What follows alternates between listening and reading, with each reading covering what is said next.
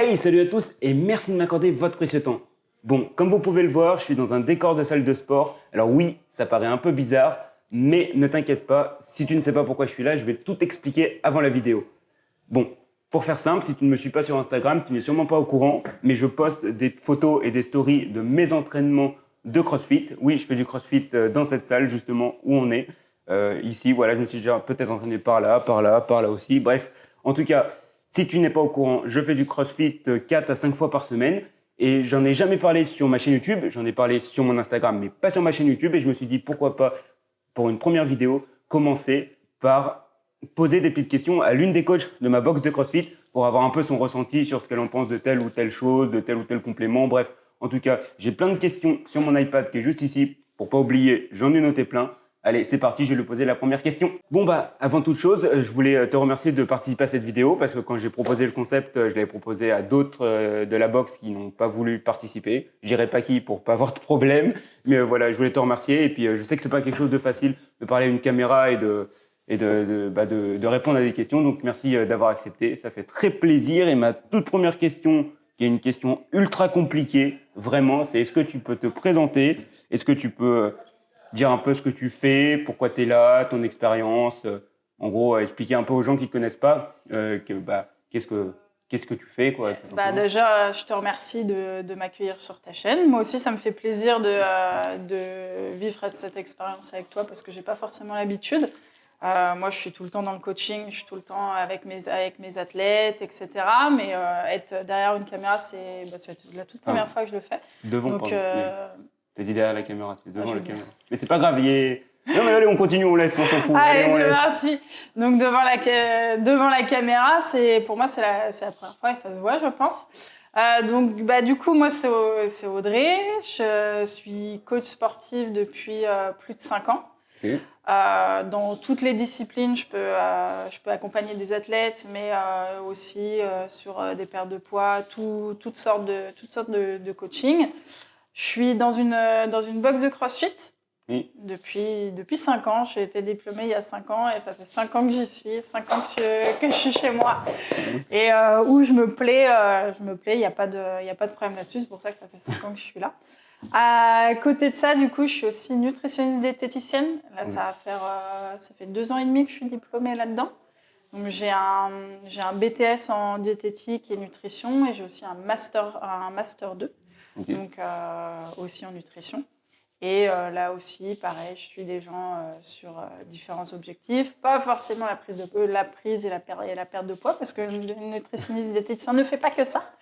On nous associe souvent à ça, mais c'est pas que ça. On travaille sur plein d'autres choses. On peut travailler avec des personnes qui sont malades, des personnes qui ont besoin aussi, qui ont des troubles du comportement alimentaire. Notre métier est assez vaste. Okay. On ne fait pas que de la perte et de la prise de masse.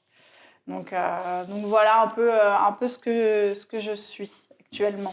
Super. Et pourquoi t'es dirigée vers le CrossFit et pas, par exemple, un autre sport comme la force, comme la course ou les sports d'équipe? Alors, pour tout te dire, moi, je viens d'un sport très individuel. Je viens de la natation. Okay. Depuis toute petite, j'ai fait de la natation. J'ai fait de la natation à haut niveau. C'est un sport qui demande énormément d'engagement physique, mental aussi. Parce que c'est un sport où tu es tout seul, où tu es dans l'eau. Tu peux pas. On compare souvent à l'athlétisme, mais c'est encore différent parce que l'athlétisme, tu es dehors, tu peux parler, etc. En natation, pas du tout. Tu es dans ton truc et pendant les entraînements durent généralement entre 1 heure pour les plus light jusqu'à 2 heures. Donc jusqu'à 2 heures, tu es tout seul dans ton truc. Et en fait, quand je suis rentrée parce que j'ai fait STAPS, j'ai fait une fac de sport, je suis rentrée en STAPS. Et en fait, en STAPS, en prépa physique, on nous apprend la prépa physique et en prépa physique, notre prof nous faisait faire du crossfit. Et du coup, j'ai découvert le crossfit comme ça et je trouvais que c'était très complémentaire avec la natation parce qu'en natation, on faisait de la prépa physique et en prépa physique, on mettait des mouvements de crossfit, etc. Et j'ai adoré ce sport en fait parce que je trouvais que je pouvais me donner et me surpasser tout le temps. Il me fallait un truc où j'accroche. Que j'accroche énormément et du challenge. Parce que je suis très compétitrice. Quand je fais un sport, je le fais dans la compétition. Tous les sports que j'ai fait de la compète. T'en as fait en CrossFit de la compète? J'en ai fait un petit peu. Après, j'ai eu des blessures, Ok. donc je me suis arrêtée. Et là, je vais reprendre, mais plus dans le côté fun. Ok, Parce ouais. que maintenant que je suis coach, être coach et athlète, c'est compliqué. Ouais. Il y en a certains qui le font, mais pour moi, si tu veux être à fond dans ce que tu fais pour les autres en tant que coach, tu peux pas être à fond Ouais, athlète. ok. Donc c'est soit tu fais le choix d'être athlète et tu es à fond dans ta discipline et tu y vas et l'à côté, Ouais. entre guillemets, tu le mets vraiment entre guillemets. Et être coach, soit tu te focalises sur les autres et la compétition, tu la mets entre guillemets. Et c'est ce que je veux faire, y aller pour le fun Ouais, et en team. Ouais, ça reste En un team. plaisir et Voilà, pour amical, quoi. que ça soit pour le plaisir et pour aussi pour se la donner aussi, parce qu'on va en compète, c'est aussi pour Oui, c'est pas pour se finir dernier non challenger, plus, quoi. hein. Ouais, j'aime bien perdre un Coubertin, mais l'important c'est de participer. Parfois, t'es bien content d'être sur le podium quand même. C'est ça, ouais. Donc voilà. Et ma deuxième question, c'est est-ce que tu peux expliquer globalement qu'est-ce que le CrossFit, en quoi ça consiste? Parce que moi, on m'a dit souvent le CrossFit, on voit les gens qui font des tractions bizarres et qui soulèvent des poids rapidement, comme sur les vidéos Ouais, qu'on on peut fait voir. plein de trucs comme ça. C'est ça. Et en fait, les gens, par exemple, j'ai ma grand-mère qui trouvait que c'était un sport un peu barbare de ce qu'elle voyait parce que chaque fois qu'on monte quelque chose, c'est genre CrossFit Game ou les gens qui font des tractions bizarres. Donc, est-ce que tu peux expliquer un peu ce que c'est pour les gens qui ne s'y connaissent pas ou qui auraient un a priori dessus, sur ce sport? Ouais, alors il y a beaucoup d'a priori, ça c'est clair, mais le CrossFit, faut savoir que ça a été inventé en 1970 par Greg Glassman.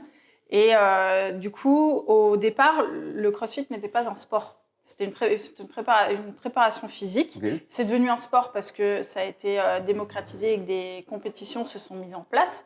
Mais un sport devient un sport s'il y a de la compétition. Le CrossFit, de base, n'avait pas de compétition. Autre chose, c'était beaucoup l'armée qui l'utilisait pour préparer ses combattants. D'accord, donc on se base un peu là-dessus. Maintenant, c'est un peu plus fonctionnel, c'est un peu plus réputé sur des mouvements fonctionnels de la vie. Si on décrit plusieurs mouvements du CrossFit, tu vas voir que dans ta vie de tous les jours, tu les fais.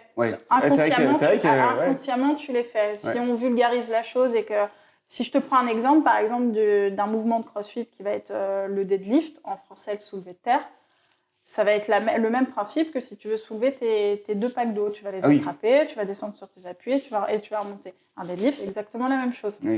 Donc, par des mouvements fonctionnels de la vie, on va essayer de se muscler. Mais si je te vulgarise la chose, le CrossFit, c'est quoi? C'est une méthode d'entraînement qui va mélanger plusieurs types d'exercices. Donc, tu peux avoir de l'haltérophilie, un mélange d'haltérophilie, d'aérobie, donc on va travailler le cardio, la gymnastique, la musculation, et tout ça mis ensemble, ça donne le CrossFit. D'accord? Le CrossFit, c'est tout simplement ça. Et ça aide énormément. En gros, plus tu vas venir t'entraîner, plus tu vas pouvoir développer de la masse musculaire, t'entretenir. C'est pas forcément que pour devenir balèze, etc. Mais chacun trouve ses objectifs dans le CrossFit. Tu peux prendre le CrossFit bien-être, comme tu peux prendre le CrossFit en compétition. Tu peux prendre le CrossFit en rééducation. On n'en parle pas assez, mais on a des gens qui utilisent le CrossFit pour des rééducations. On en a énormément ici. Moi, j'en ai coaché, j'en coach actuellement, et pourvu que ça dure, parce que c'est une belle discipline qui est pas forcément très bien vue, parce que entre guillemets, ça fait peur. Ça fait peur de voir soulever des poids, de courir, après de monter sur une barre, faire de la gymnastique. Pour vous, quand je dis pour vous, c'est les gens en général, on a l'impression que c'est un peu du fourre-tout, et puis on se la donne, et ça soulève des gros poids, et ça peut se faire mal au dos, etc. Sauf que quand c'est bien pratiqué, il n'y a aucun souci. Il n'y a aucun souci, et au contraire, c'est un sport qui est bénéfique pour tout le monde. Ok, parce que par exemple, moi, quand j'ai commencé, on m'a dit fais attention, il y a beaucoup de gens qui se blessent au CrossFit, attention, il y a beaucoup de gens qui se font mal, les mouvements on n'a pas le temps de s'attarder sur les mouvements, on les voit pas bien, on se fait mal. Il y a beaucoup de gens qui viennent dans les cours, donc le coach n'a pas le temps d'être avec tout le monde et tout. Et en fait, je me rends compte qu'on se blesse pas forcément si on a Si on sait faire le bon exercice et si on a la bonne pratique, moi je me suis jamais blessé, hein, personnellement. Depuis que je suis là, ça fait 1 an, je me suis jamais blessé. Mais ça, c'est normal. Après, ça dépend de... Il y a des bons coachs partout, il y a des mauvais coachs partout. Il y a des athlètes qui se croient coachs. Oui, ça y et beaucoup, ouais. du coup, pour moi, c'est du n'importe quoi. On peut être très bon athlète, mais être coach, c'est autre chose. Tu peux très bien... et inversement, tu peux être très bon coach et mauvais athlète. Tu peux très bien conseiller et pas forcément pratiquer hyper bien. Donc, en fait, plus tu vas être suivi sur le CrossFit, mieux ça va être. Nous, notre philosophie ici à Gavroche, c'est un peu ça. On va éviter de vous faire charger des barres si vous ne maîtrisez pas le mouvement. D'abord, on maîtrise le mouvement, après, on met de la charge. C'est dans ce sens-là. Okay. Derrière, tu vas aller dans d'autres box. Ça va pas être la même chose. Moi, ça m'est jamais arrivé. Je suis jamais allée dans une box et on m'a dit vas-y, charge. Et alors que j'étais pas prête. Certaines personnes, ça leur est arrivé. On a des adhérents qui nous ont dit non mais moi, je suis allée faire une séance. Là, je suis un peu bloquée parce que je me suis fait mal. Moi, j'ai un peu peur de la séance. Donc nous, notre but, que ce soit moi, que ce soit mes collègues ou d'autres coachs, pour ces personnes-là, c'est de les rassurer, de leur dire tu as eu une mauvaise expérience. On va reprendre de zéro. Ok, ouais. Donc, ça doit être un gros challenge. Il n'y a pas de problème. Il n'y a pas de problème en soi si c'est bien conseillé. Le CrossFit, tout le monde peut le pratiquer si c'est bien conseillé. J'avais une autre question aussi que j'avais notée, c'est est-ce qu'il faut être en forme avant de commencer? Ou est-ce que tu peux venir au CrossFit, genre tu n'as jamais fait de sport, tu peux commencer? Ou alors il faut par exemple avoir fait de la salle avant, il faut avoir fait du sport avant dans sa jeunesse? Ou est-ce qu'on peut commencer Est-ce qu'il faut d'abord avoir une base avant de venir au CrossFit? Absolument pas. Absolument pas, parce que comme je te l'ai dit tout à l'heure, on se base sur des mouvements fonctionnels de la vie. Donc, ces mouvements fonctionnels de la vie, tu les fais tous les jours. L'avantage du CrossFit, autre que ce soit des mouvements fonctionnels de la vie, c'est qu'on peut tout adapter. Okay, ouais. Tout mouvement s'adapte. C'est pas vous qui vous adaptez au cours, c'est nous qui s'adaptons à vous. Nous, on s'adapte. Tu peux être débutant, tu peux être confirmé, tu peux être blessé, tu peux avoir un bras en moins, une jambe en moins, tout. Nous, on va s'adapter. S'il y a des mouvements que tu peux pas faire, on va le changer. S'il y a des mouvements qui vont être compliqués, on va les adapter. Si par exemple, je prends un mouvement qui est assez compliqué en CrossFit et que les gens ne maîtrisent pas forcément, ça va être l'overhead squat. L'overhead squat, c'est tenir sa barre au-dessus de la tête j'y arrive toujours pas, et descendre en squat. Là, on va adapter le mouvement. Tu vas pas arriver dans mon cours et je vais dire si, aujourd'hui c'est overhead squat, tu n'as pas le choix, tu fais que ça. Non. Le but, c'est que tu puisses profiter de ta séance et que tu sois pas frustré en sortant en te disant eux ils ont fait ça et putain moi j'ai pas pu le faire. Ouais, c'est ça. Tu vois ? Donc nous, notre but, c'est que tout le monde profite de sa séance et puisse faire ce qu'il peut faire. Okay. D'accord ? C'est pas ce qu'on veut que vous fassiez, c'est que vous puissiez faire, pratiquer. Que tout le monde puisse pratiquer sans problème et prendre du bon temps. Parce que CrossFit, ok, on se la donne, c'est un sport qui en demande beaucoup. Je dirais pas le contraire. Si tu viens faire un WOD, tu viens pas de tourner les pouces, je sais, je l'ai expérimenté, mais derrière, il faut aussi prendre du plaisir. Mais après, moi, j'ai pas eu de mauvaise expérience. Je touche du bois, franchement, je touche du bois. Et j'ai jamais eu quelqu'un qui m'a dit, voilà, c'était dégueulasse, c'était nul, jamais je reviendrai. Non, il y en a qui peuvent le penser. Hein.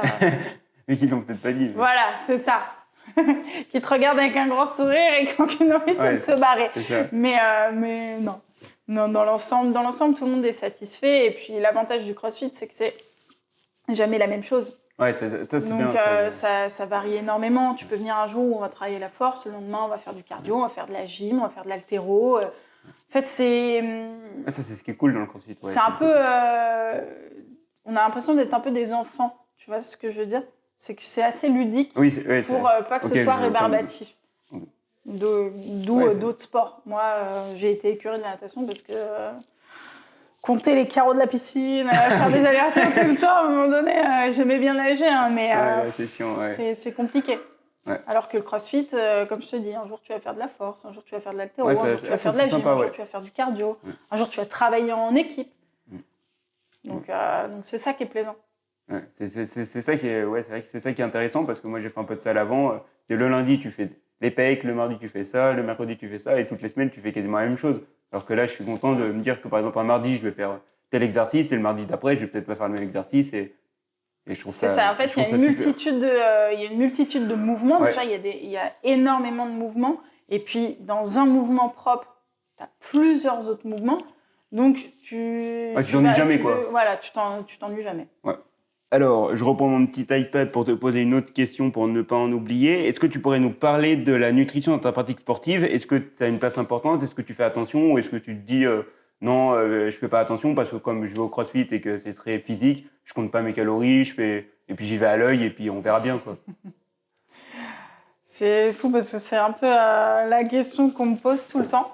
Mais à savoir que la nutrition a une place très importante déjà dans notre vie. Oui. Hein, Si on mange pas, on meurt, mais oui. Voilà, exactement. Mais et dans le sport, encore plus. En fait, pour vulgariser la chose, si on compare notre vie, notre organisme et tout ça, on peut le comparer à une voiture. Une voiture sans essence, ouais, tu vas nulle part. D'accord ? T'as beau avoir le plus beau moteur, les plus belles jantes, etc., etc. Si t'as pas d'essence, tu feras pas 1 mètre. Hein. Ou maintenant, il y a pas que l'essence. Maintenant, il y a si l'électricité aussi. Si on n'a pas l'électricité, etc. Mais en gros, nous, on est comme une voiture sans carburant, on va dire, tel qu'il soit, thermique ou électrique. On va nulle part. Nous, c'est pareil. D'accord ? Donc, sans s'alimenter, ça va être compliqué déjà de vivre. Ouais. Et alors, deuxièmement, de pratiquer une activité physique, faire un sport, ça va être compliqué. D'accord ? La nutrition, ouais, elle est super importante. Mais c'est devenu en fait un peu... moi, je le vois dans mon métier, c'est compliqué de travailler avec des sportifs maintenant parce que, comme tu as dit, ils font un sport qui demande énormément d'engagement et on se dépense beaucoup, on dépense énormément de calories. Ils ont l'impression que derrière, ils peuvent manger tout et n'importe quoi. Et c'est ça, ouais. Non, on ne peut pas manger tout et n'importe quoi. La nutrition, c'est... pourquoi on dit nutrition équilibrée et variée ? Parce que la vie, déjà, est un équilibre. La nutrition, c'est la même chose. Tout est un équilibre. Varié, pourquoi ? Parce qu'on va avoir les différentes vitamines, minéraux dans tous les aliments tels qu'ils soient. Que ce soit des fruits, que ce soit des protéines, que ce soit des laitages, que ce soit tout. Et j'inclus aussi les burgers, les pizzas, tout ce qui est fast-food, etc. Le tout, c'est d'équilibrer. Donc, si tu as une vie équilibrée et que ton alimentation est équilibrée, tu n'auras pas de soucis. Ton alimentation, une bonne alimentation, c'est ce qui va te donner l'énergie dont ton corps a besoin, dont tes muscles ont besoin pour se recharger, etc. Donc, oui, la nutrition est très importante dans la pratique sportive, pas que dans le crossfit, hein.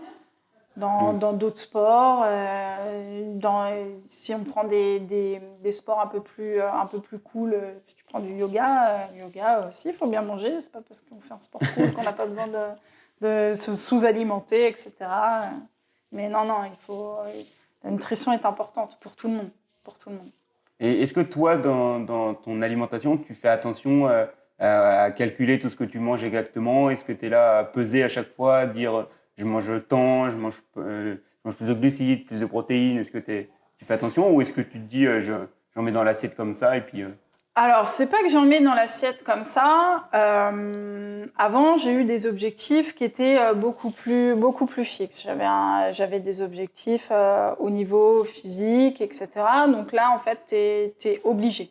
Ouais. Si vraiment tu veux atteindre un tel physique, etc., là, le grammage va être important. De calculer tes macros, tes glucides, tes lipides, tes protéines va être important, etc. Maintenant, je le fais plus parce que j'ai plus ces objectifs physiques. Parce qu'on parle d'objectifs physiques. Quand tu commences à calculer tes grammages, tes machins, tes trucs, tout calculer, c'est que c'est un objectif physique. Actuellement, je le fais plus. je me connais très bien parce que de 1, je suis coach sportive et de 2, je suis nutritionniste, donc je connais mes disciplines. Mais c'est pas pour autant que je vais faire des cheat meals à tout va et derrière la pizza, burger, smoothie. C'est une semaine de salade. Non, le tout, comme je t'ai dit, la nutrition c'est un équilibre. Quand tu trouves ton équilibre, tu peux manger de tout. Mais quand je te dis de tout, c'est de tout. Le tout, c'est vraiment d'avoir cet équilibre, de trouver cet équilibre. Aucun aliment, il faut bien retenir ça. Franchement, s'il vous plaît, retenez ça. Aucun aliment ne fait grossir, aucun aliment ne fait maigrir. Ok. D'accord, il n'y a pas d'aliment miracle. Il faut arrêter avec ça. Ça n'existe pas. Ça n'existe pas. Les aliments miracles, c'est... Non. Ouais, c'est parce que tu vas manger du concombre que tu vas maigrir Non. Non. Ça peut avoir l'effet inverse, en fait. C'est que ton corps va se mettre en sécurité. S'il est sous-alimenté ou des trucs comme ça, ton corps va se mettre en sécurité. Et dès que tu vas remanger, entre guillemets, des guillemets normalement, parce qu'il n'y a pas de norme, la norme est à chacun, là, boum. Non, mais je comprends pas. Il y en a beaucoup qui viennent me voir, mais je comprends pas. J'ai fait hyper attention, j'ai pas mangé ça, j'ai pas mangé ci, etc. Et j'ai pris des kilos. Ok, d'accord. Tu t'es peut-être trop sous-alimenté et puis derrière, ton corps se met en sécurité direct, quoi. Donc voilà. J'avais une autre petite question. Est-ce que pour toi, le petit déjeuner est obligatoire et est-ce que le petit déjeuner est vraiment si important que ça? Alors aujourd'hui, à l'heure actuelle, on ne peut pas affirmer que oui ou non, le petit déjeuner est obligatoire. À savoir que le petit déjeuner, en fait, ça a été démocratisé par toutes ces industries du petit déjeuner. Oui, les céréales, les Kellogg's et compagnie. Kellogg's et compagnie, Nestlé, etc., si on en cite. Donc, en fait, de base, c'était pour vendre. C'était pour vendre des produits céréaliers, etc. Donc non, à l'heure actuelle, on peut pas dire que le petit déjeuner est obligatoire. Ça, c'est propre. En fait, c'est propre à chacun. Si on revient des années en arrière, mais quand je te dis des années en arrière, c'est il y a une centaine d'années. Les gens le matin mangeaient pas du lait avec des céréales, etc. Ils mangeaient le petit déjeuner, c'était souvent les restes de la veille. Donc les restes de la veille, le soir, tu manges pas des céréales avec ton chocolat chaud. Les gens mangeaient ce qu'ils avaient mangé le soir ou quoi, ce qui restait. Et c'était pas un petit déjeuner comme on a maintenant actuellement avec le pain confiture ou bol de céréales, etc. Après, tout est propre à chacun en fait. Il y en a qui ont besoin d'un petit déjeuner, il y en a d'autres qui n'ont pas besoin. En fait, le tout, c'est de répartir tous les nutriments dont tu as besoin dans ta journée. Si sur ton déjeuner ou ton dîner, tu arrives à complémenter le vide que tu as eu dans le petit déjeuner, il n'y aura pas de problème. Le tout, c'est d'avoir tous les nutriments, les protéines, les glucides, etc., dont ton corps a besoin dans la journée. Donc, non, on n'est pas forcé de manger un petit déjeuner. Après, c'est bien pour les gens qui ont du mal à réguler en fait leur prise alimentaire. D'accord. Ceux qui, par exemple, ont des... Là, je vais parler beaucoup pour ceux qui ont des troubles du comportement alimentaire. Avoir ce rythme, ça les aide. Ça les aide à... pour les boulimiques, par exemple, à éviter les prises spontanées. Alors, si elles ont plus faim, elles n'auront pas besoin de compenser ce manque, etc. Après, il y a des gens qui ont besoin de ça. Il y a des gens qui ont besoin de se dire, j'ai 3 repas par jour, petit déjeuner, dîner. Moi, je suis comme ça, Après, il n'y a pas de nombre de repas précis. Tout est propre à chacun. Il y en a, ils prennent 6 repas par jour. Mais ça ne va pas être des repas, l'escalope milanaise avec les pâtes.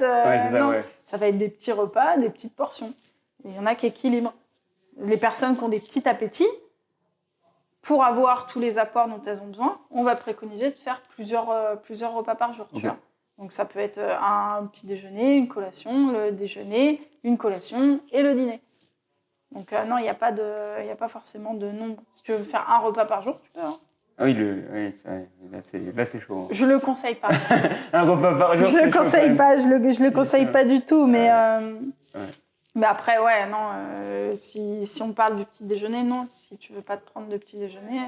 Et même quand on fait, par exemple, beaucoup d'activités physiques, on peut ne pas prendre de petit déjeuner. Tu peux ne pas prendre de petit déjeuner. Il y a énormément de personnes qui s'entraînent à jeun. Ok. Et s'entraîner, on peut quand même acquérir un physique, même si on s'entraîne par exemple à jeun, sans prendre de petit déjeuner. Il n'y aura pas de problème. Derrière, Okay. si tu prends tes apports derrière. Ouais, si tu as suffisamment. Si tu reconstruis ton muscle avec les bons apports derrière, il n'y aura pas de problème. Ok. C'est si tu restes toute la journée à jeun et que tu fais 2 heures de crossfit, 1 heure de vélo et que tu fais ton taf derrière, bon courage. Je suis pas sûre que tu arrives déjà à tenir la journée. Mais après, à voir, hein, à tester. Question suivante, c'était, alors je la retrouve, est-ce qu'on peut prendre de la masse musculaire avec le crossfit et l'alimentation paléo quand on a une alimentation végétale, principalement végane, quand on ne prend aucun produit animal, pas de lait, pas d'œufs, pas de fromage? Est-ce qu'on peut réussir à bâtir un physique avec ce type d'alimentation? Et est-ce que tu peux expliquer surtout qu'est-ce que c'est cette alimentation pour les gens qui ne s'y connaissent pas du tout? Ouais. Le paléo, donc du coup, c'est quoi? Si on repart au brut de brut, c'est chasseur-cueilleur. Okay. D'accord. Donc le paléo, c'est manger ce que l'homme est censé manger sans produits transformés. Donc tout ce qui va être lait, fromage, yaourt, etc. Bah, ça, comme tu as dit, ça tu l'enlèves parce que c'est des produits qui ont été transformés, qui sont pas bruts. D'accord. Donc en gros, qu'est-ce que je vais manger? Je vais manger des fruits, parce que tu les trouves bruts, des légumes, tu les trouves bruts sur la terre, etc. Oui. Tu vas manger de la viande, parce que ça aussi, tu peux la trouver brute. Donc, quand on est vegan, on n'en mange pas. Quand on est vegan, on n'en mange pas, mais dans le paléo, tu peux en manger. Okay. Du poisson, parce que tu peux le pêcher. Et les œufs, tu peux toujours en manger, parce que ça reste un produit brut. Derrière, on a tout ce qui est noix, graines, etc., etc. Donc, c'est vraiment des produits de base qu'on trouve de base et qui ne sont pas transformés. D'accord ? Donc, tout ce qui va être, par exemple, les pâtes, tout ce qui va être les céréales, les trucs comme ça, quand c'est transformé, du coup, ce n'est plus paléo. Ok. D'accord ? Après, du coup, tu me disais, est-ce qu'on peut prendre de la masse en faisant du paléo ? Oui, parce que la masse, on se base sur quoi? La prise de masse, on se base sur quoi? On se base sur le fait de faire grossir ses muscles et de prendre de la masse musculaire. Tu veux peut-être qu'on fasse une pause? Non, mais...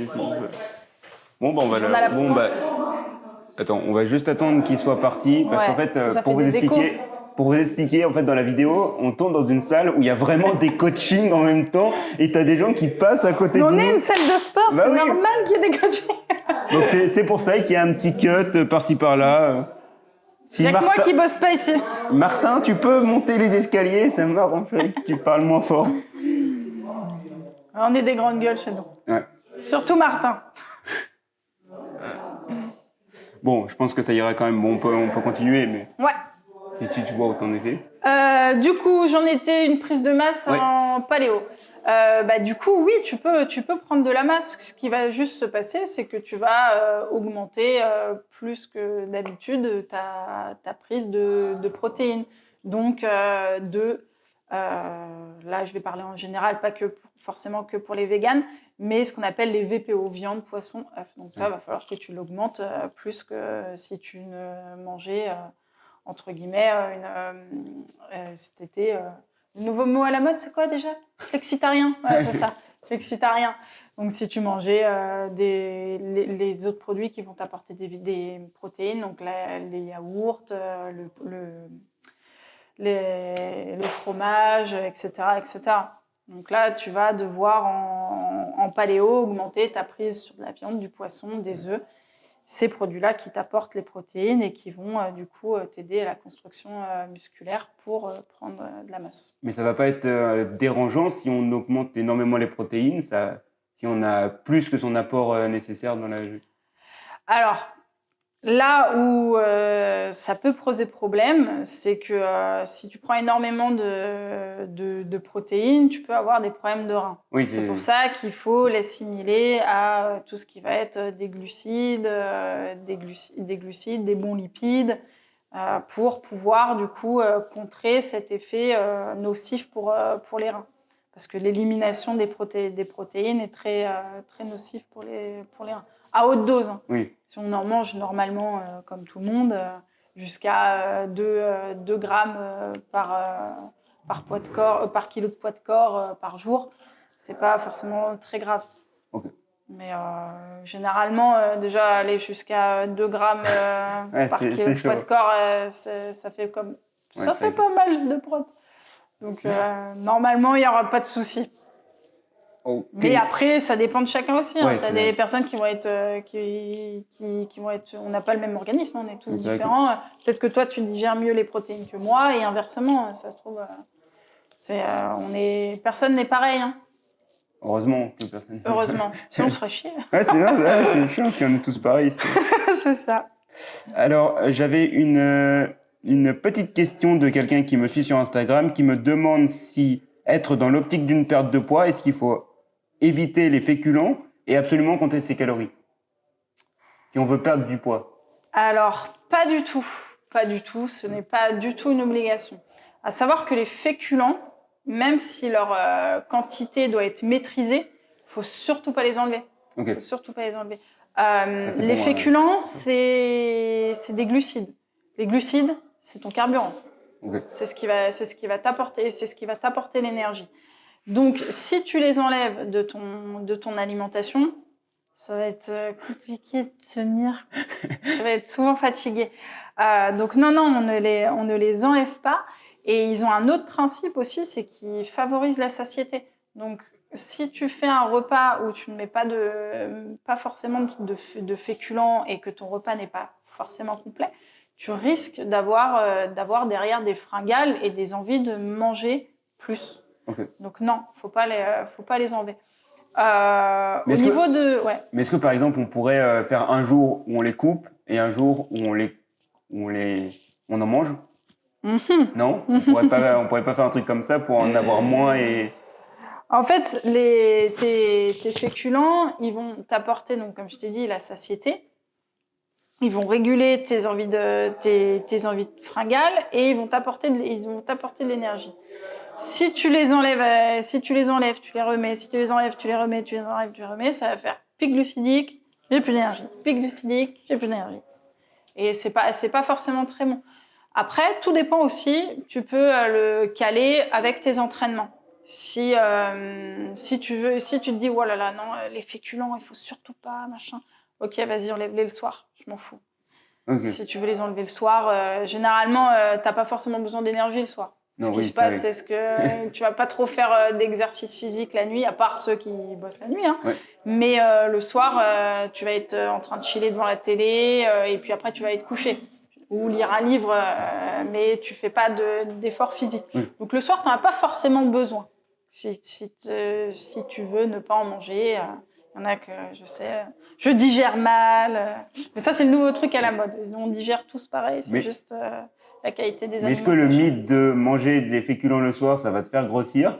Est-ce que c'est vrai ou non? Non. Non, c'est pas. C'est totalement faux. Parce que ça, tu as dû l'entendre ça plusieurs fois aussi, le truc de. Oui. Mange pas de féculents le soir, tu vas grossir. C'est comme je t'ai dit au départ, leur quantité doit être maîtrisée, mais il faut surtout pas les enlever de notre alimentation. On en a besoin. C'est notre carburant. Les glucides, c'est notre carburant. Les glucides, c'est la vie. Mais après, il faut les apporter de la bonne manière et de manière équilibrée et de les équilibrer dans notre assiette avec du coup les protéines et tout ce qui va être les fibres, donc les légumes, etc. C'est pas je me fais une grosse plâtrée de pâtes. On fait pas ça. Non. On fait pas ça. La nutritionniste, elle a pas dit si, elle m'a dit de manger des pâtes. J'ai pas dit de manger 1 kilo de pâtes. Oui. D'accord. Donc voilà. Mais ouais, non. Gardez les féculents, s'il vous plaît. Gardez les féculents. Et plutôt féculents complets, plutôt féculents de blé classique là aussi, c'est pourquoi on va plus vers des féculents qui vont être des céréales complètes maintenant? Parce que notre blé, actuellement, est de plus en plus de mauvaise qualité. Okay. Beaucoup plus transformé qu'avant, etc. Si vous prenez... Moi, je prends un exemple simple, c'est la baguette de pain. Tu regardes la baguette de pain actuellement, elle est belle, hein. Elle est belle, la mie, les alvéoles, etc. Mais la mie est de quelle couleur? Le plus blanche possible. Ouais, c'est ça. Si tu reviens des années en arrière, la farine, ta baguette de pain, elle n'était pas de cette couleur-là, elle était grise. Parce qu'elle avait pas été autant transformée qu'avant. Tu as certaines boulangeries mais c'est rare hein, maintenant de trouver des vraies baguettes avec du vrai blé qui est brut, etc. Si vous allez en Auvergne, il y a certaines boulangeries qui les font encore. Donc en fait, c'est pour ça que on va préconiser, et puis pour la digestion aussi, les céréales complètes vont mieux se digérer que des céréales brutes. C'est pour ça qu'actuellement, on a de plus en plus de maladies liées au blé. Donc, tu as de plus en plus de sans gluten, d'intolérants au gluten, etc. Parce que le blé est devenu de mauvaise qualité. Si tu reviens, même juste ne serait-ce que 10 ans en arrière, il n'y avait pas autant de sans gluten, d'intolérance, etc.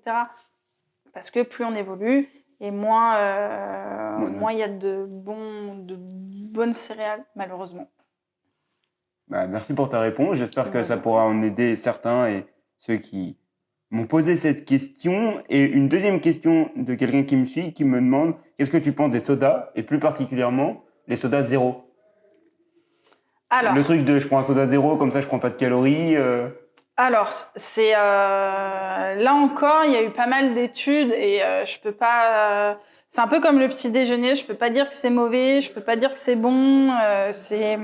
Il y a encore, les études là-dessus n'ont pas été encore assez poussées pour qu'on puisse dire non, t'arrêtes totalement le soda, c'est pas bien.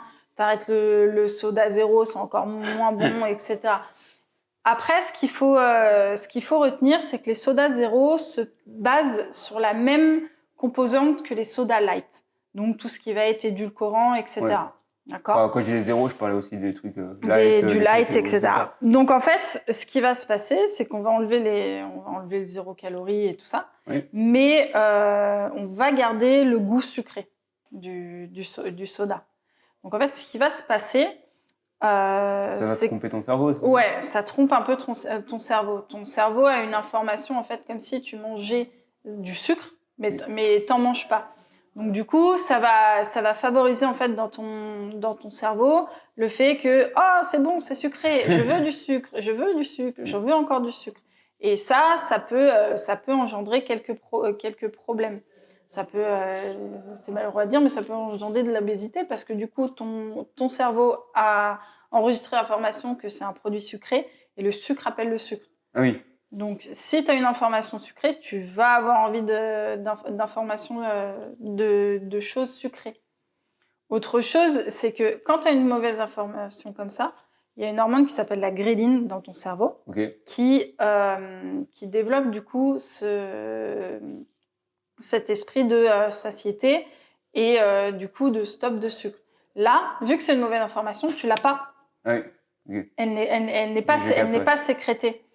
Donc, je vais en faire crier plus d'un, je pense, en disant ça, mais parfois, il vaut mieux boire un verre de soda normal que boire ce genre de choses. Moi, j'aurais fait l'inverse, mais... Mais après... ton alimentation doit rester derrière et équilibrée. Oui. Quand je dis on a le droit de boire des sodas, parce que oui, vous avez le droit. Vous avez le droit. C'est pas je bois un litre. Voilà, non. Okay. Ça, c'est... Actuellement, on préconise, on stoppe la consommation de soda à un verre maximum par jour. Ouais. D'accord ? Un verre maximum par jour, c'est 20 à 25 centilitres. Ah oui, ok. C'est pas le verre de pinte, non. Ouais. C'est 20-25 je suis sûr qu'il y a des gens qui nous regardent, ils sont là en mode merde, putain, je prends beaucoup plus. Il y en a énormément, mais c'est devenu un réflexe. Les sodas sont devenus un réflexe. C'est malheureux. Faire boire de l'eau aux gens, c'est compliqué. Parce que je n'aurais jamais pensé. Boire de l'eau, compliqué. Boire de l'eau, c'est compliqué. Un t-shirt, boire Voilà. de l'eau, c'est compliqué. Il faudrait qu'on arrive à transformer l'eau avec un goût de Coca, je sais pas, ou de Fanta. Je sais pas si tu connais, mais il y a une marque qui s'est créée qui s'appelle Air Up. Ouais. J'ai testé, c'est incroyable. C'est que tu bois de l'eau, mais comme tu as une capsule sensorielle, tu as l'impression que tu bois quelque chose de sucré, par exemple un goût à la fraise, alors qu'en fait tu bois de l'eau, ça passe par ton nez avec ton odorat. C'est incroyable ça. Ça peut être une alternative. Ça peut être une alternative à des personnes qui ont du mal à boire de l'eau parce que l'eau c'est la vie. Il faut boire de l'eau. On en a besoin de. J'ai jamais testé, mais je me dis que si je mets de la San Pellegrino avec des bulles, ça peut faire comme un soda dedans. C'est vrai que je viens de penser à ça. Faut tester. Faut tout tester. Je testerai, je verrai. Faut tous tester les alternatives. Putain, je peux pas boire de Coca. Bon, c'est pas grave. Je prends du AirDrop. Air Up, ils ont fait une capsule, je crois, goût cola. Goût cola. Ouais. Bah, écoute. Bon, si Air Up veut sponsoriser la vidéo, la prochaine vidéo, on la fait avec Air Up. On fait Air Up. Air Up Gavroche. Voilà, un partenariat. Alors, on va continuer dans les questions. Alors, une petite question sur les compléments alimentaires. Qu'est-ce que tu penses des compléments alimentaires en général ? Est-ce que tu penses que ça peut aider ou est-ce que c'est juste du bullshit ou est-ce que c'est juste pour faire de la thune ? Qu'est-ce que toi, t'en penses ? Qu'est-ce que j'en pense ? Alors, déjà, on va partir d'un principe simple. Il faut se mettre en tête que les compléments ne sont pas là ni pour prévenir, ni pour guérir les maladies, les blessures, etc. Ouais. Après, ils ont l'avantage de pallier à énormément de manques. Salut. Bien, ouais. C'est quoi ? C'est pas comme si on était en pleine vidéo, quoi. Non, mais il y a pas de. Non, mais c'est normal, c'est une box qui vit. Il y a pas de souci. Non, mais aucun problème. Hein. De toute façon, je laisserai au montage, hein, c'est pas grave. J'adore. Non, mais aucun problème. Voilà, quand on vous dit qu'il y a des gens qui passent et qu'il y a des coachings et tout ça, bon, c'est une box qui vit. Eh oui. Ouais, j'en étais où ? Oui, donc les compléments alimentaires, ils peuvent pallier à une insuffisance de certaines choses qu'on a forcément dans le corps et du coup peuvent s'allier derrière au bien-être, etc. Dans les compléments alimentaires, tout n'est pas bon à prendre. Hein.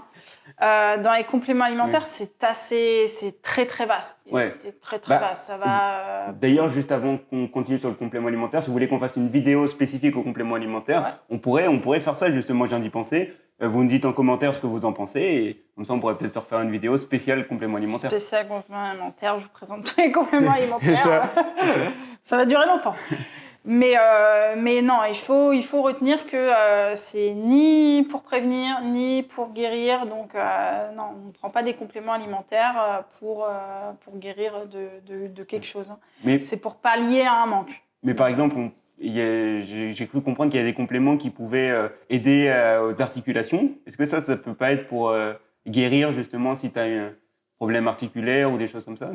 En fait, ça va aider à retarder entre guillemets si on prend par exemple un complément alimentaire qui est très bon pour les articulations etc. Ça va être le collagène. Le collagène on en a tous.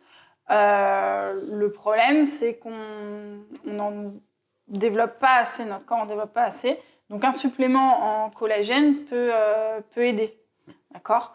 Avant, les gens n'avaient pas un manque de collagène parce que les gens en mangent de moins en moins. Donc là, je ne vais pas parler aux véganes mais malheureusement... Et tu sais que d'ailleurs, chez Bulk, j'ai vu ça, une nouveauté, ils font du collagène végétal. C'est possible, mais le collagène de base ne se trouve pas dans les végétaux. Hein. Mais avant, par exemple, un plat qui était très réputé et qui t'apporte énormément de collagène, c'est l'os à moelle. Tu as énormément de collagène dans la moelle épinière. Donc en fait, avant, ils mangeaient des restes, les gens, et dans l'os, tu as la moelle, et la moelle t'apporte du collagène. Ils faisaient aussi ce qu'on appelle des bouillons d'os. Le bouillon d'os est rempli de collagène, parce qu'en fait, notre os est entouré de collagène. Donc le fait de boire des bouillons d'os, te développer en collagène. Après, tu as d'autres compléments alimentaires qui vont aider pour d'autres choses. Hein. La récupération avec plusieurs compléments, dont la créatine, par exemple, qui aide les BCA. Les BCA, c'est tout simplement quoi? C'est des acides aminés. Hein. C'est des acides aminés, mais les compléments alimentaires, comme son nom l'indique, c'est un complément. Oui. D'accord? Donc, si de base, tu as une alimentation qui est assez équilibrée, bien variée, où tu prends les bons apports, les bons nutriments, etc., tu n'as pas forcément besoin de compléments alimentaires. Oui. Maintenant, notre société est telle que les produits sont de moins bonne qualité. Donc, derrière, tout se répercute sur les nutriments, les apports. Ils ont moins d'apports qu'avant. Donc, oui, maintenant, c'est sûr que les compléments alimentaires vont aider à pallier certains manques qu'on a dans notre alimentation propre. Mais est-ce que tu ne trouves pas qu'aujourd'hui, on te force un peu à... Enfin, les marques te poussent à prendre des compléments alors que tu n'en as pas forcément besoin ou... Est-ce que tu ne trouves pas qu'il y a un truc de... Avec cette poudre, tu vas être de telle ou telle manière. C'est le marketing. C'est le marketing, c'est le jeu. Hein. C'est le jeu aussi c'est le jeu des marques.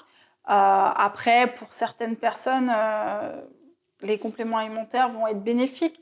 Si tu prends par exemple le sport où ça va être le plus bénéfique, ça va être dans le bodybuilding. Ils en ont. Mais là, c'est un idéal de physique. Ouais, c'est ça. Donc, avec notre alimentation normale, on ne peut pas, si on ne prend pas de compléments alimentaires, ça va être compliqué d'avoir un men's physique ou un women's physique comme ils ont, que tu peux voir dans le bodybuilding. Mais pour une personne lambda, tout ce qui est compléments alimentaires qu'on voit dans la musculation, etc., ne vont pas forcément être obligatoires. Là, on va parler d'obligation. Parce que si je dis non, il ne faut pas en prendre, on va me dire c'est une sportive, mais elle ne prend pas de compléments, c'est pas possible. donc voilà, non, c'est pas obligatoire. On en conseille, moi j'en conseille sur certaines choses, etc. Après, c'est propre à chacun. Et si tu avais un top 3 des compléments que tu conseillerais, ça serait à peu près quoi? Alors, en 1, je préconise les oméga 3 parce que dans notre alimentation, on en manque. D'accord? Les oméga 6, les oméga 9, on en a un. Ça, vous n'avez pas besoin de vous supplémenter en ça. Mais oméga 3, ouais, on en manque un peu. Même si on mange des produits de bonne qualité, que ce soit du poisson, des bonnes huiles, etc., on en manque. Donc l'oméga 3, moi, je le préconise avec mes patients, avec mes adhérents au niveau du sport.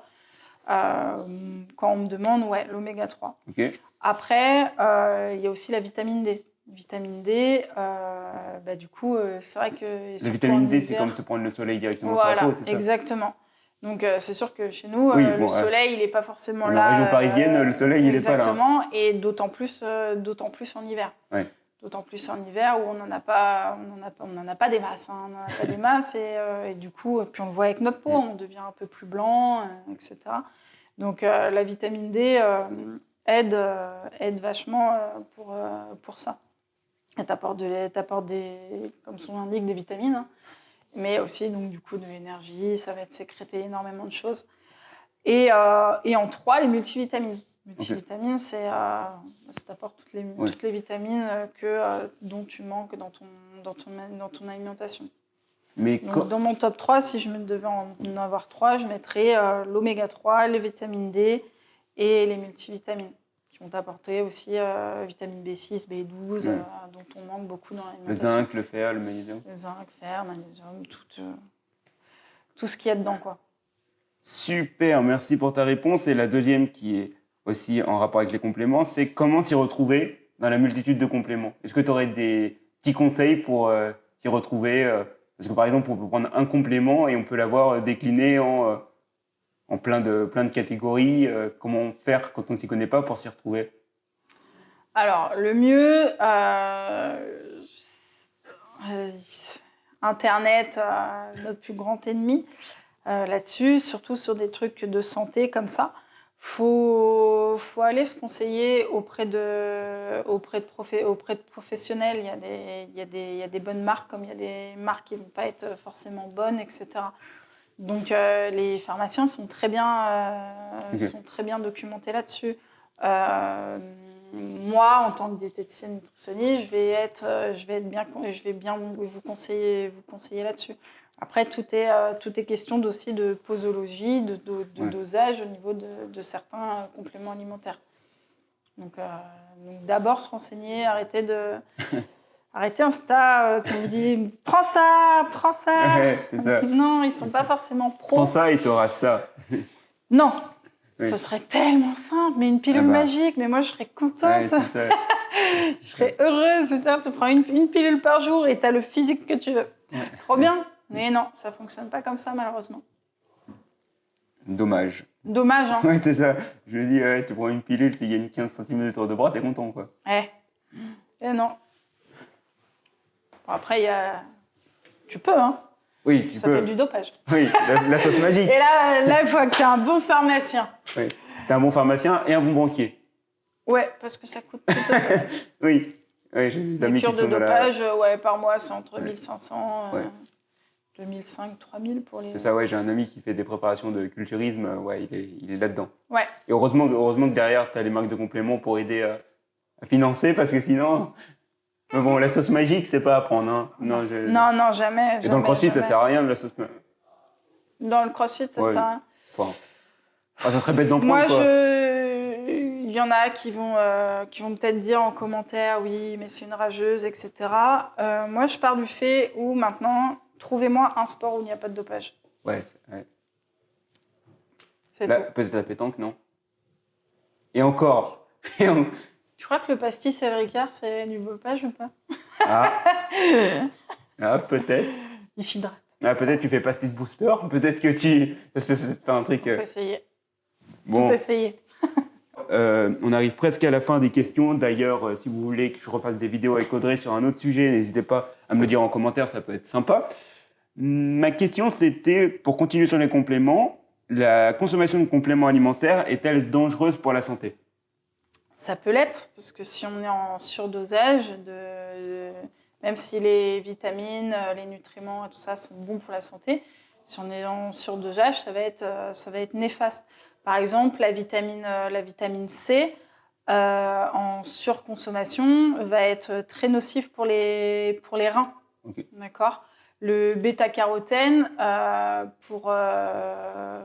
peut être néfaste pour les fumeurs.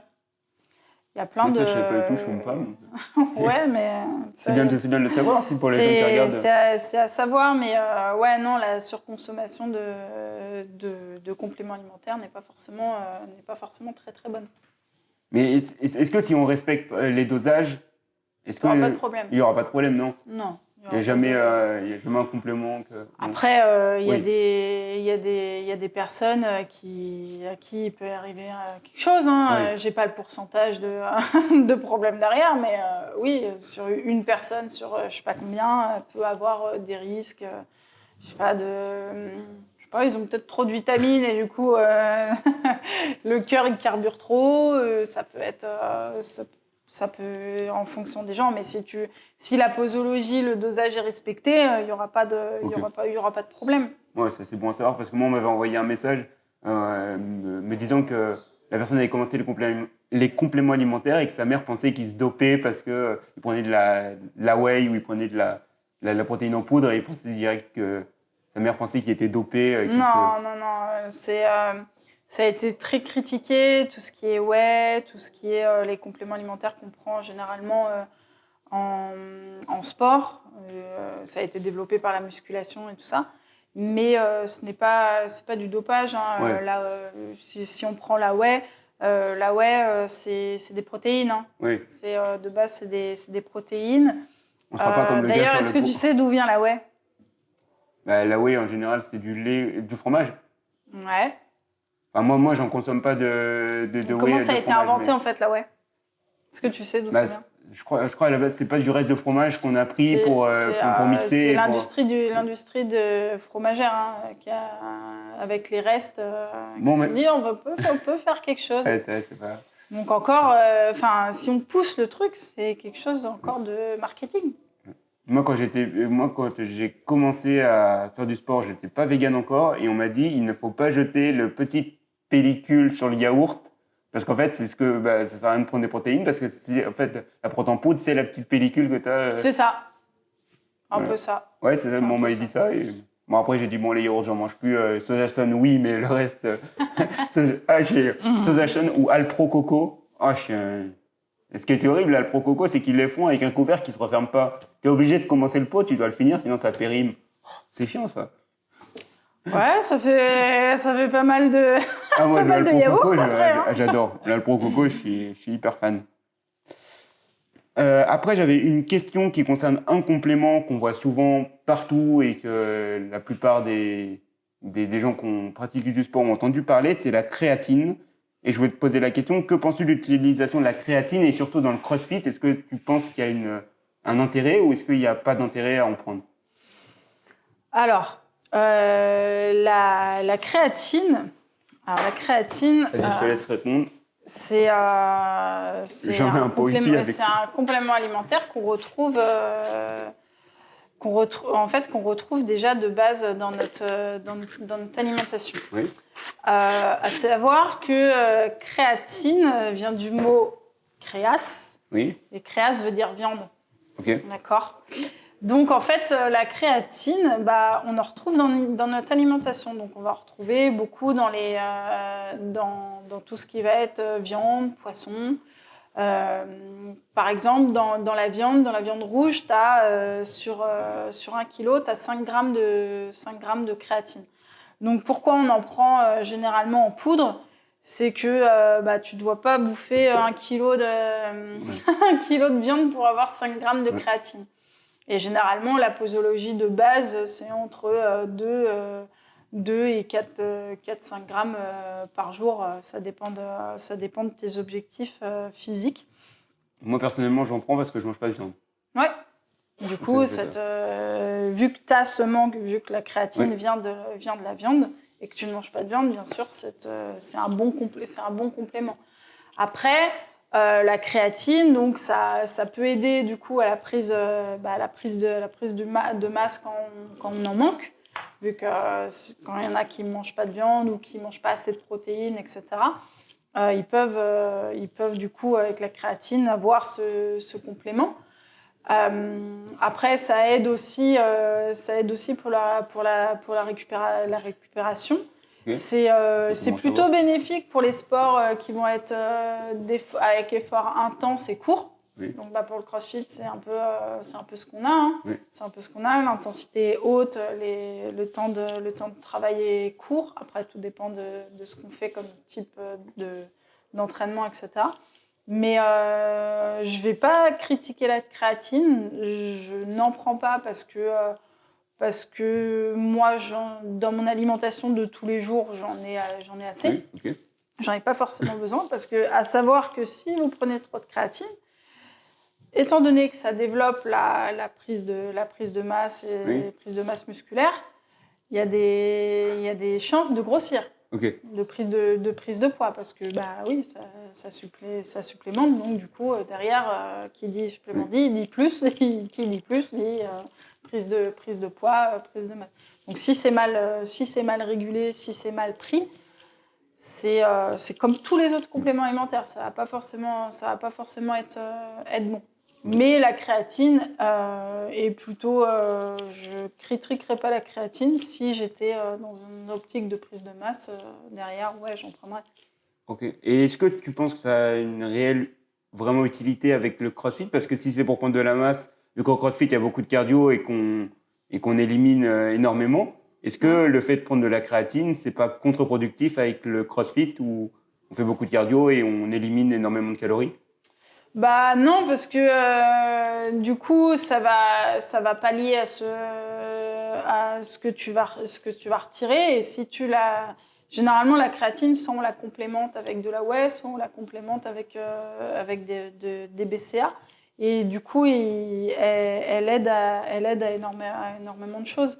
Donc non, ça va pas être contre-productif. Ok. Ouais, Après, c'est vrai que c'est plus les hommes qui en prennent parce qu'ils veulent garder une masse musculaire assez haute et éviter du coup la perte de masse musculaire qui peut être engendrée si tu fais énormément de cardio dans le crossfit, etc.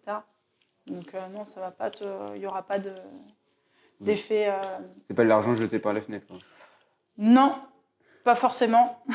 Tout dépend pourquoi tu prends de la Et comment tu l'as créatine. choisi surtout aussi. Et comment tu l'as choisi. Tous les compléments alimentaires, il faut qu'ils soient de bonne qualité. Moi, pour la créatine, on m'a etc. dit monohydrate, c'était la meilleure. Enfin, c'était celle qui était le plus utilisée, quoi. Oui, c'est celle qui est le plus utilisée. Donc, c'est celle où il y a le plus d'études, c'est celle où que la plupart des gens en muscu, en crossfit, dans les sports comme ça, en prennent. Donc, oui, la monohydrate, oui, ça serait celle que je préconiserais à prendre. Ouais. Bah, celle-ci, c'est de la créatine, créapure. Ouais, monohydrate, ouais. C'est ça. C'est ce que je prends en général. Donc. Et ma petite dernière question, c'est est-ce que tu aurais quelques astuces simples à mettre en place pour la vie de tous les jours si on est monsieur et madame tout le monde et qu'on, par exemple, on a du mal à boire de l'eau, on a du mal à manger telle ou telle chose. Est-ce que tu aurais des petites astuces que... Alors, des astuces sur quoi? Parce que des astuces, j'en ai plein, mais ça peut être sur l'entraînement, ça peut être... Mais par exemple, si on vient vers toi et qu'on te dit « je voudrais essayer d'avoir un mode de vie un peu plus sain », est-ce que tu aurais une ou deux petites astuces, genre mettre, je sais pas, une bouteille d'eau dans son sac pour boire plus d'eau, faire des choses... Non, on reprend les principes de base qu'on nous dit dans les pubs. Descendez une station de métro avant pour marcher plus. Ouais, non, après, si t'en as pas, c'est pas grave. Alors moi, un des conseils que je développe et que je répète, j'ai l'impression d'être une cassette qu'on remet. Bientôt, tu vas l'enregistrer sur le dictaphone de ton téléphone. Exactement, et puis ouais, je vais l'envoyer à chaque fois. Tiens, écoute. C'est qu'on devient une société de plus en plus sédentaire. Ouais, c'est vrai que on est dans une phase où moi ça me crève le cœur de dire ça, mais on suit d'un grand pas le modèle américain. D'accord. Le Covid n'a pas aidé avec le. Le Covid n'a pas aidé. Avec pourtant, au départ, il a propulsé ça a propulsé quelque chose quand même. Avec tous les gens qui couraient, c'est ça. Ça a développé une activité physique chez 70% de notre population. Après, c'est dommage que les gens n'aient pas suivi ce rythme-là. Derrière, quand on a le télétravail, c'est devenu... j'ai l'impression que c'est chill et compagnie, en fait. Mais c'est malheureux parce que... Et puis, il y a plein d'autres choses qui rentrent en jeu là-dessus. C'est qu'on a tout ce qui est livraison. La livraison, c'est le pire truc qui pouvait tuer notre société. Même maintenant, pour les cours, j'ai vu, tu peux te faire livrer tes courses, ça n'a même plus besoin de te déplacer. Si demain, je décide de ne plus bouger de chez moi, je peux tout faire, poser mon canapé. Je peux manger, je peux regarder la télé, je peux faire du sport. Parce que du sport sur le canapé, il y en a qui ont développé ça. C'est devenu quand même des modes de sport, des méthodes. Comment perdre du gras, comment se muscler sur son canapé. Si vous regardez sur Internet, bonjour. Non, mais si vous regardez sur Internet, il y a énormément de je suis pas allé jusque là, mais de hashtag comment devenir fort de son canapé. Ça, c'est non, c'est pas possible. Donc moi c'est vraiment le truc que je mettrais en avant, c'est de redevenir une société moins sédentaire. Oui. Tu peux pas te considérer comme personne active. Ça c'est tous les gens qui disent moi je suis une personne active, moi je fais 1 heure de crossfit par jour ou je fais 1 heure de natation. Oui. D'accord, alors 1 heure sur 24 heures, ça veut dire que 23 heures, les 23 autres heures, tu as le droit de chiller. C'est ça. Donc, en fait, c'est pas parce que vous faites 1 heure de sport que vous êtes une personne active. Ouais. Si les 23 autres dernières heures, vous êtes sur votre canapé, On n'est pas une personne active, donc tu brûles pas de calories, tu ne dépenses pas, tu ne te muscles pas, tu ne te tonifies pas. La marche, c'est pas que se déplacer, ça aide énormément. Pourquoi il y a de plus en plus de problèmes de dos, de problèmes visuels aussi, d'être sur l'ordinateur, etc. Oui. Le problème de dos, c'est le manque d'activité. Le manque d'activité, tout simplement. Hein. Mais donc, ouais, moi, les conseils que je donnerais, c'est bouger plus. On le dit, c'est con, ils le mettent dans les pubs, etc. Mais bougez plus, honnêtement, bougez plus. Si vous ne voulez pas des problèmes au niveau articulaire, au niveau musculaire, au niveau de l'organisme, etc., il faut bouger. Il faut bouger, il faut bien s'alimenter. Ouais, un conseil que je donnerais, l'alimentation est trop négligée. Ouais. En fait, on néglige énormément et les sportifs ont développé ça. Je m'entraîne, donc je n'ai pas forcément besoin de forcer mon alimentation. Tu vois ce que je veux dire? Oui, ça, oui. Alors que non, si on a le bon carburant, on va plus loin. Ouais. On reprend l'exemple de la voiture. Tu mets de l'essence dans un diesel, non, ça va pas le faire. Ouais. Nous, c'est la même chose. C'est exactement la même chose. Tu vas manger des burgers, des pizzas, du soda tout le temps. Et derrière, tu vas avoir diabète, cholestérol, problème d'obésité. Tu vas avoir des problèmes articulaires, etc. Donc, en fait, ça prouve bien que l'alimentation qui n'est pas forcément bonne est derrière néfaste pour notre santé. Après, quel conseil aussi je pourrais donner de bien s'hydrater parce que notre corps il est composé déjà à plus de 80% d'eau, donc du coup il faut bien réguler ça. Donc l'hydratation est hyper importante, même aussi au niveau du sport pour la récupération musculaire. Les gens qui ont des crampes, qui sont sujettes aux crampes, aux courbatures, etc., c'est que lors de leur séance, ils ne se sont pas assez hydratés. Et est-ce que tu avais entendu parler des gens qui sont morts parce qu'ils ont bu trop d'eau? C'est possible, ça.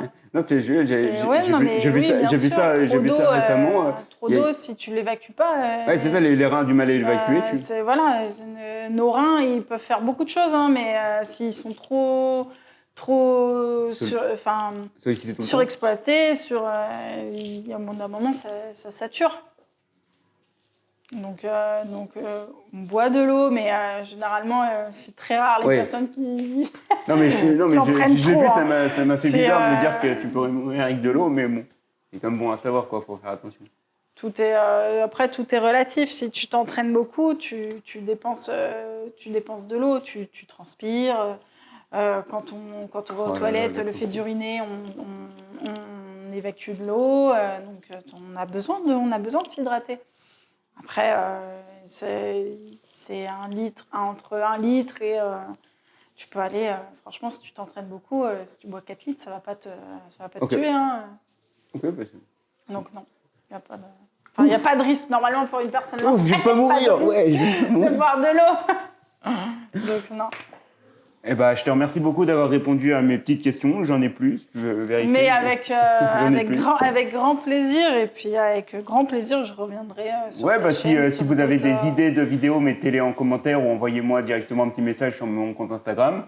D'ailleurs, on a parlé des compléments, mais si vous voulez qu'on spécifie chaque complément, chaque catégorie, on peut le faire. Si vous voulez qu'on parle plus de la whey, que je décrive vraiment ce que c'est, etc., comment la prendre, ça peut être, ou comment vraiment prendre, comment doser certains compléments, etc.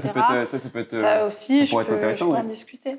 Faut pas hésiter, ça peut être des questions. Moi, j'ai la double casquette, donc s'il y a des questions sur le coaching, s'il y a des questions sur certains exercices, etc., ou à côté sur la nutrition, j'y répondrai avec grand plaisir, et si je peux en aider plus d'un, je le ferai. Et d'ailleurs, où est-ce qu'on peut te retrouver pour te poser des questions?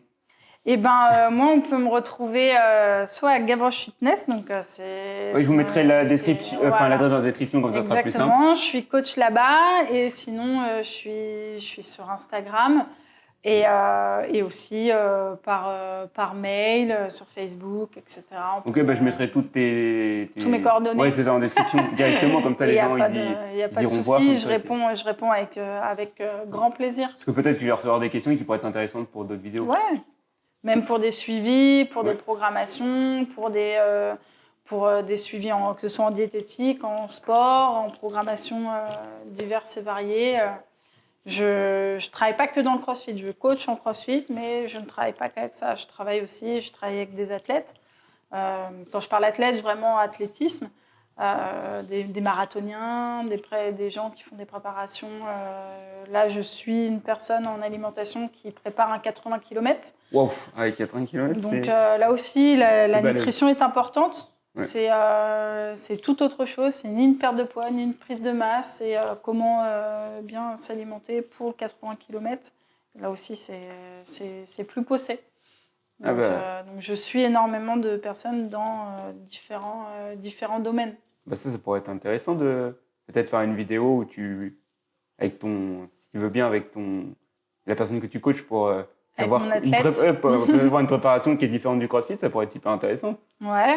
Parce que c'est complètement différent que de la prise de masse ou du sport de force, quoi. Ah oui, ça pourrait être totalement. intéressant.